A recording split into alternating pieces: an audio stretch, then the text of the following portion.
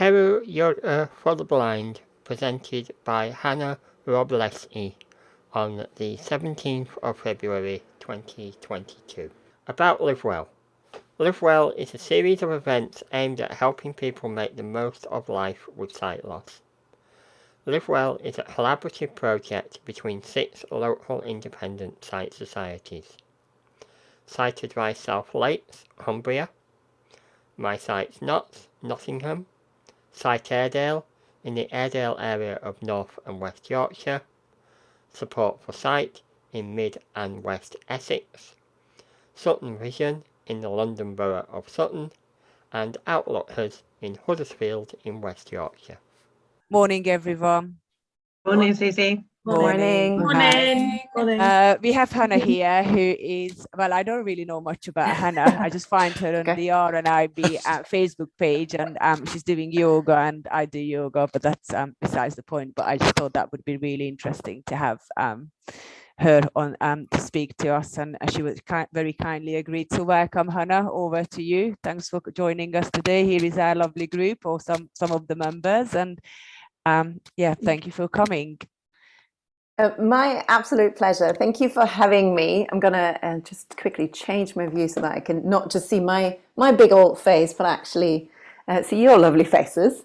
So as Susie already said, my name is Hanna. It's a difficult one. I'll try my best. My name is Hanna, and I'm a yoga teacher and a dance teacher by trade.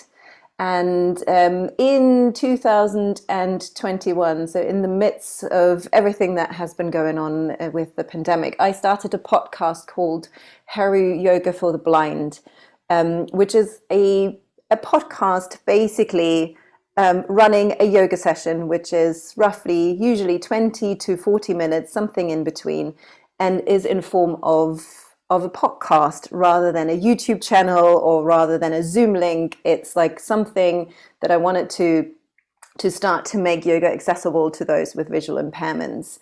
The reason I started that is, so some might know, some might heard a little bit about how it started. My father has a rare eye condition called Conan rod dystrophy, and he was diagnosed around 10-15 years ago.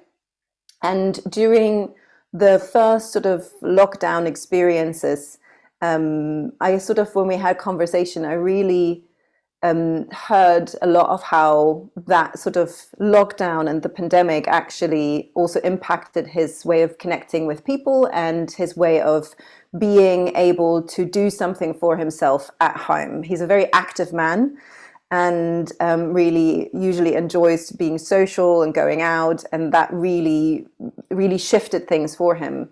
And I've always wanted to use my movement experience, my dance and my yoga experience to give back to the community and to use it for people with visual impairments to enable like movement. Whether that's dance, at the moment I'm focusing on the yoga specifically. And I have found that there's very little resources out there.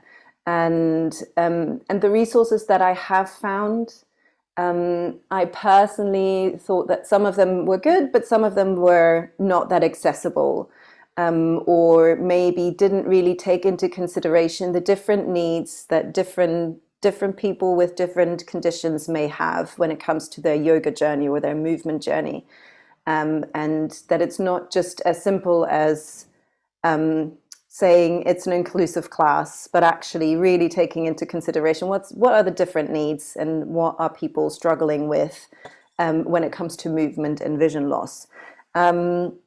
And when I spoke to my partner, I think 2.5 years ago, so before the lockdown started, and I did another training with my teacher that I follow, one of the things that I was really passionate about is creating a class for people with visual impairments, but always with the idea underneath it that this is more a class where people can come and can learn and can start their own yoga practice, so that then you can go out and do your classes elsewhere and are not so dependent on the coach or on the teacher to be aware of all the different conditions. Because as a yoga teacher myself, it can sometimes be very overwhelming if you're holding a class for people with various different needs, whether that's vision impairment, I'm teaching someone with Parkinson's, I'm teaching someone who has hearing loss. So there are different needs for different bodies. And for me, starting this class was about empowering people to take up that space, to step on the mat, feel confident, and feel like, okay, I can have a yoga practice. And if I go to a yoga class somewhere and the teacher might not know about my particular needs, I know what I need to do in order to make this yoga class accessible for me too. And then obviously the pandemic hit, and a yoga class in person wasn't a possibility. And bearing in mind that also if you're teaching yoga, there's a lot of touch usually involved anyway to guide people in their practice. That would have not been possible. And I still wanted to offer something. And very quickly, I realized that a video format isn't the right thing. And if you are practicing yoga, usually or technically, what we try to do is to detach from our vision anyway. And as we practice, we want to tune inwards, and we listen to the teacher speaking us through a flow. And then that sort of connects us to our body. And often the visual sort of thing can be actually a detraction from really accessing what the yoga should do inside and in your body. So very quickly it became clear that video isn't needed, and that the podcast, knowing that I listen to a lot of podcasts and it's something that I really enjoy.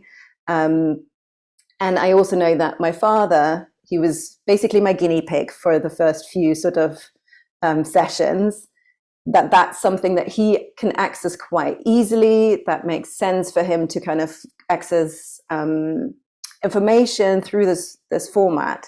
It very clearly became apparent that that's how I would like to deliver these classes or these sessions. And at the moment there's I finished one season. So we're having, I think, 27 episodes online at the moment. So it's 27 sessions. I'm currently very busy in the background collecting information, collecting inspiration, and starting to write the next season. But there are already 27 episodes out there, and they are really geared towards the different levels as well. So if you're a complete beginner and you want to start and just kind of want to start in your own time, there are sections or there are classes or sessions that are for beginners. Then there's a few that are maybe a little bit more advanced, but that you can take in your own time. The good thing about this as well is, if you wanted to have a listen first, to just kind of see what am I talking about? How's my voice as I'm talking you through a yoga class? Because that's something very personal. Some people might like it. Some people will say, "Oh, can't listen to her." It's, which is fine. You can do that. You can stop me at any point. You can rewind the class at any point. And they have usually different focuses. So it might be a seated yoga class, it might be one standing, it might be one on the ground. I have one that you can technically do in your bed as you're waking up, or if you're wanting to drift off to sleep. And I really try to make them really cater to the needs that I have seen, and from conversation I've had with other people with visual impairments that are really targeting what might happen for someone who is in the body of someone with visual impairments. And whether that's the environment, making sure that everything is okay around the environment, making sure that you have props that can support you. That can be your wall, your kitchen counter, that can be a person, that can be a chair, it can be a child, it can be, you can You can really work with what you have at home. You don't have to have anything. You don't have to have a yoga mat. You don't have to have any props. All you need to bring along with you is yourself, something comfortable to wear, and an attitude to give it a go, to just give it a try, and to be open-minded to when things, might not make sense, or you're like, oh God, there's a right and there's a left, and like it doesn't really matter as long as you breathe through it, and then you can, rewind me at any point and restart. And that's how HERU Yoga for the Blind really started. It's really in its early stages. So it's the first sort of like year that we have now finished. And as I said, 27 episodes are there with different sort of like looking at different things like standing postures, heart openers, something for the hips, for shoulders, if you've got headaches, if you find it tricky to fall asleep, or if you want a little bit more of an energizing practice in the morning. So everything is there. They don't cost anything, so they're free of charge. You just need to subscribe to the podcast, and then you can start practicing in your own pace, in your own time. The podcast will always be free of charge. And again, you can practice in your own home and just use whatever you have around. And that's basically it from me. But what I would invite is any questions you might have, because this is really helpful for me as well to meet people who might be interested, or who might be even a little bit on the fence and say like, oh, don't know if that's for me. It's just to hear from you if you have any questions for me. Okay, I am. Great. So wherever you are right now, just make sure that you uncross your legs, should they be crossed, and that if you are seated on a chair, you can scoot back a little bit and lean back. But just make sure that your feet are really nicely grounded. So if you have slippers on, just take off the slippers for a moment. If you've got shoes on that you can take really easily off, take them off. If you have to like undo loads of shoelaces, don't worry about it. But if you can easily take them off, take them off. And then just place your feet on the ground and allow your sitting bones, which are the two bones in your bum, to fall into the chair, and gently pull your navel back. Place your hand. I think today is one of those days where we can do with a little bit of energy. So you want to place your hands with the palms up onto anywhere on your legs. So this can be on your knees, on your thighs, on your lap, wherever it feels comfortable. Shrug your shoulders up to your ears, really actively bringing them up. And then exhale, you release them down. Okay, we could do that one more time. So inhale, lifting your shoulders up to your ears. Exhale. Good. And then lean slightly back into your chair. Just try to keep your shoulders nice and open so they're rolling back. And then even if you have very limited or no sight, you can close your eyes. What that does is just it allows us to bring our awareness inwards. And it also gives the muscles around your eyes a little bit of a moment of relaxation. And then for now, there's no need to do anything. Just bring your awareness to your breath. So just notice how your breath is flowing through your body today.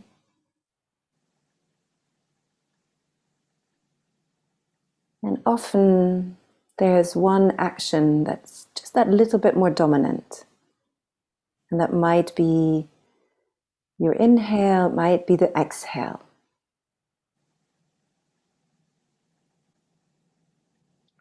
So as you breathe here, Just notice which one is the more dominant today. And do so with no judgment, only curiosity, inquiry.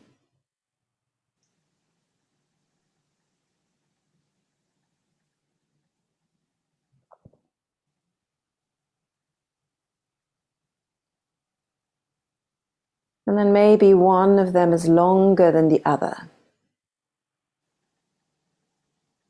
Just notice that too.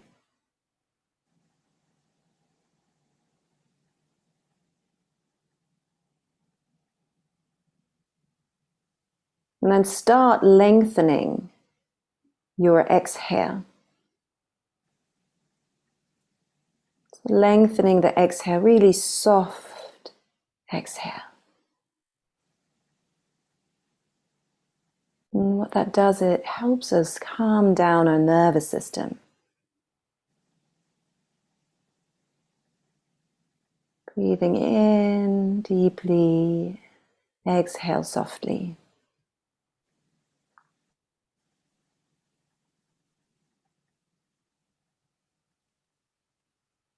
And then on your next inhale, place your hands onto your navel and or your lower ribs, just somewhere where you can feel your belly moving as you in and exhale.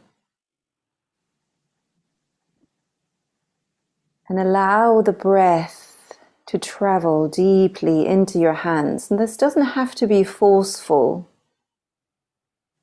It's just about mindful breathing.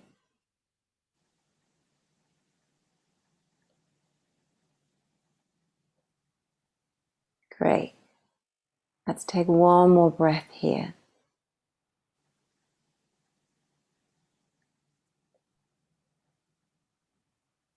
The lower lungs. And on your next inhale, move your hands up onto the heart center, which is not your anatomical heart, but it's just in the middle. So you're bringing it on the height of the heart, just a little higher. Breathing into your hands here. Maybe you can even feel your heartbeat as you do this. So breathing in deeply and softly. Just notice the movement of your lungs. The expansion as you inhale and the softening as you exhale.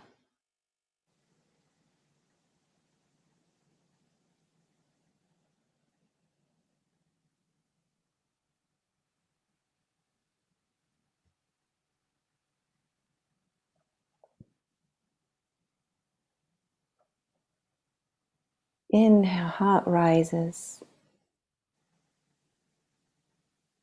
Exhale, heart softens.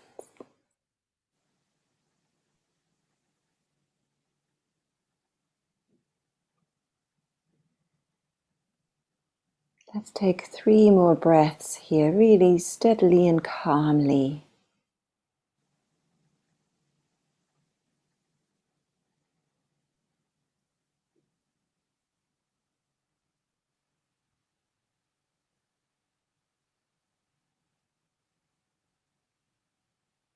And once you've finished your 3rd breath, move your fingers up even further, and with the tips of your fingers find your collarbones. The collarbones are the sticky outy bones just underneath your throat, the top of the chest. And again, you can apply gentle pressure here. And breathing in, and you might feel this very subtle movement in the collarbones, moving slightly from side to side. It's really small.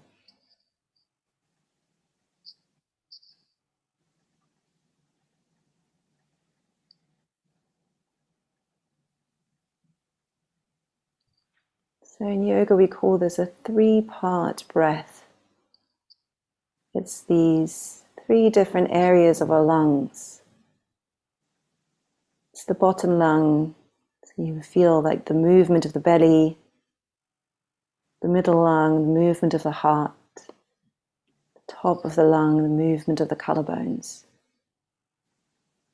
And often we have a tendency, especially when things are a little bit tricky, to only breathe into the top of the lungs.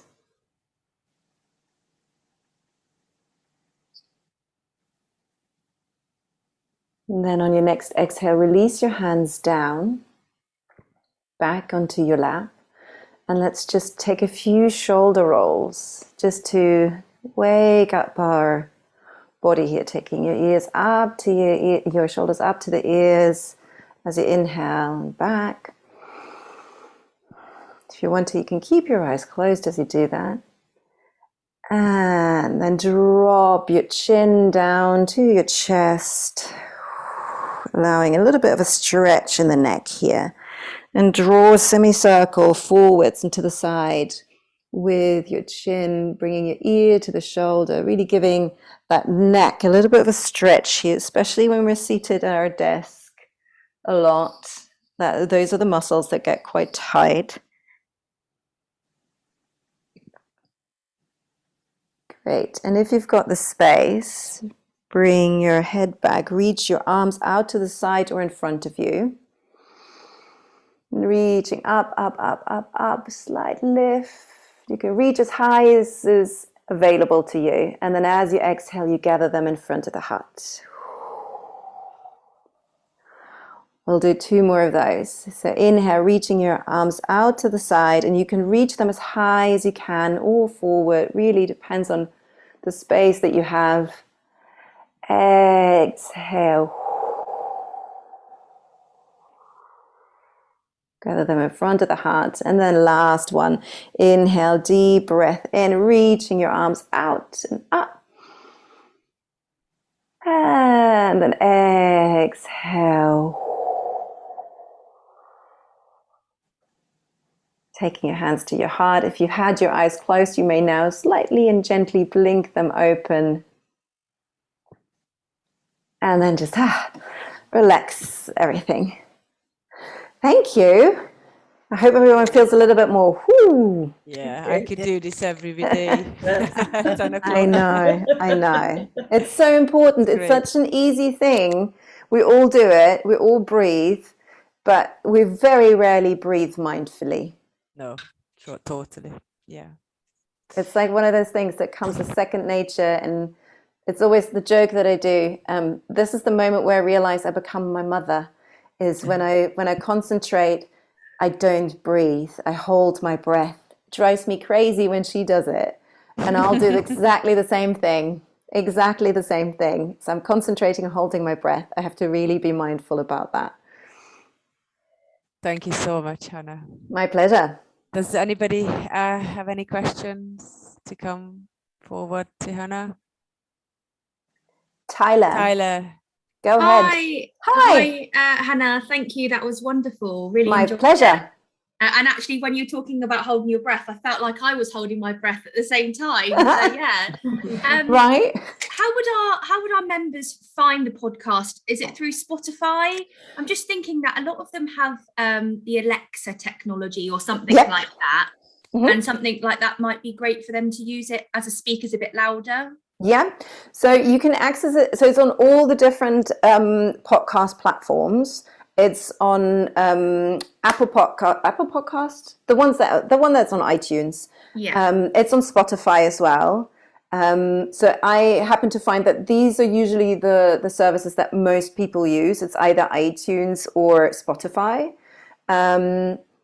I think there is a few others that are very niche. Some reader thing. I don't have it in my head, but yeah, you can find it definitely on iTunes and definitely on Spotify. It's and you just find it under HERU Yoga for the Blind.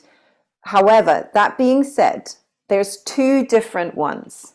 So there's one in English and there's one in German. So if you happen to find HERU Yoga for the Blind and there's a lady speaking to you in German, still the same lady, so still me. But it's the wrong edition. So I try to separate the 2 because I'm a non-native speaker. So I'm originally from Germany, and So just be mindful of that. For those who have a little bit of vision left and can actually see the logos, the one for the English speaking is a blue color with yellow writing on it. The German one is yellow with blue writing on it. So you want to look for the teal colored one.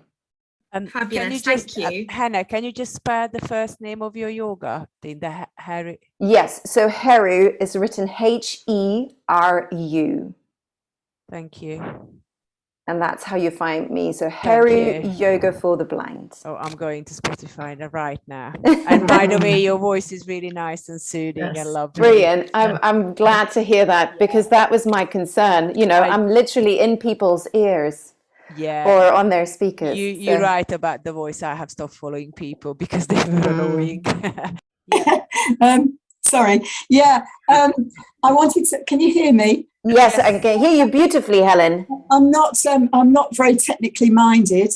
That's okay. So I haven't a clue what Spotify is. Is it easy to do? What do you do? I mean, can I just type in what you said, and will I find it? Yeah. Yes, you will find it. So even if you're so I think what is good on the Spotify is if you have an account, I mean, you might not have an account, you can follow the podcast, and then every time something gets uploaded, you get a notification that there's a new class online. But even if you're going onto your website browser and you put in HERU Yoga for the Blind, you could technically go to Anchor directly, which is the distribution website that I use. That basically, like, that's where my podcast sits. And then Anchor is sort of like sending it to iTunes, it sends it to Spotify, it sends it to all of these different places. You could technically also just listen to it there. But what I think you can't do is you can't subscribe to it, or you can't get updates. So you would always have to check in on the website directly.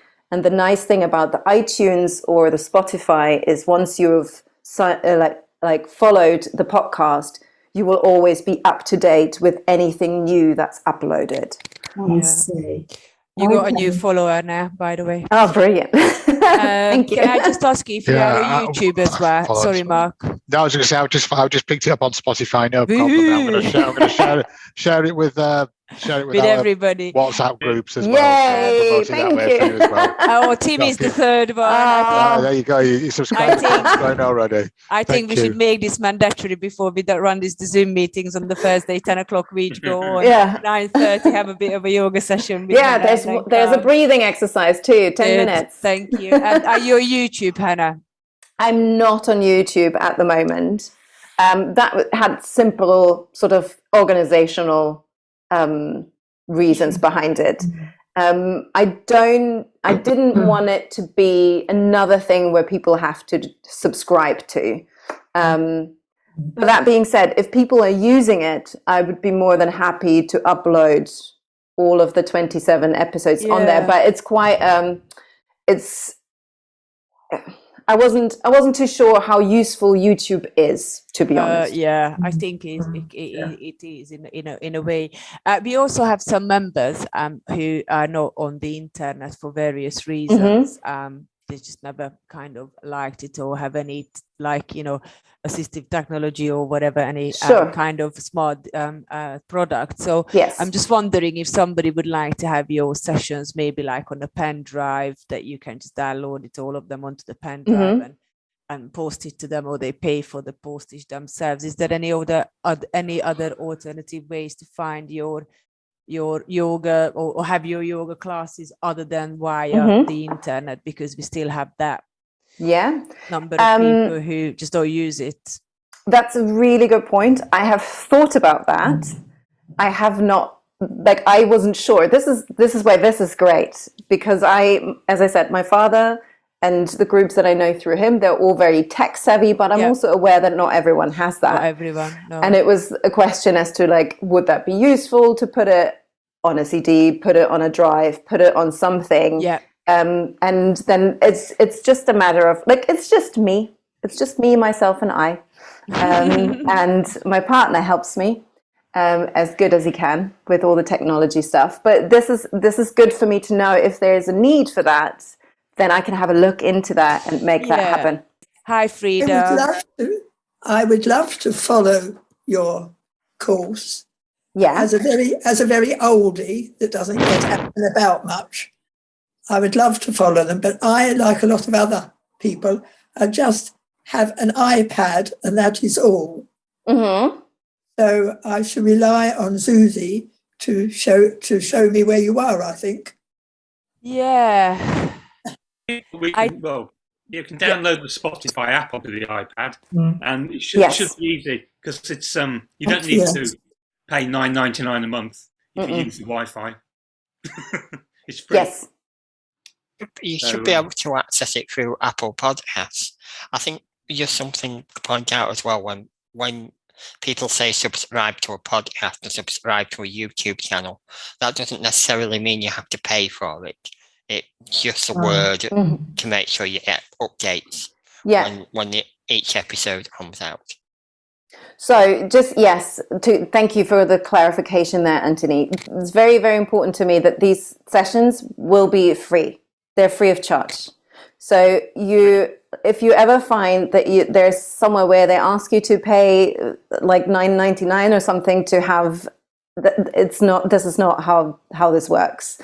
So there's no charge involved for these sessions. So as Anthony said, the subscribing just means that you're getting updates. It doesn't mean that you have to pay for something. It just, on YouTube, I think you press a little bell somewhere and then the bell pings you and gives you a little notification and says, hey, there's something new up there. And it just means that you have access. You also don't have to subscribe. You can find me and just, every time put it in and then you can find the different episodes. When a new season comes, it's just a little bit more about like, okay, I know every Wednesday morning around 6 to 8, there's a new session that will be uploaded and I will be pinged on my phone or on my iPad and it will tell me, hey, there's a new session available for you. That's all. So there's no costs involved and there will never be any costs involved for this. I thought for Spotify you have to be a member, you have to sign up, and that's no. No, you don't have to sign up. I think you might have to sign up as in like create an account. Yeah. But you don't have to pay. Oh. So they have two separate accounts. One is paid and one is not paid.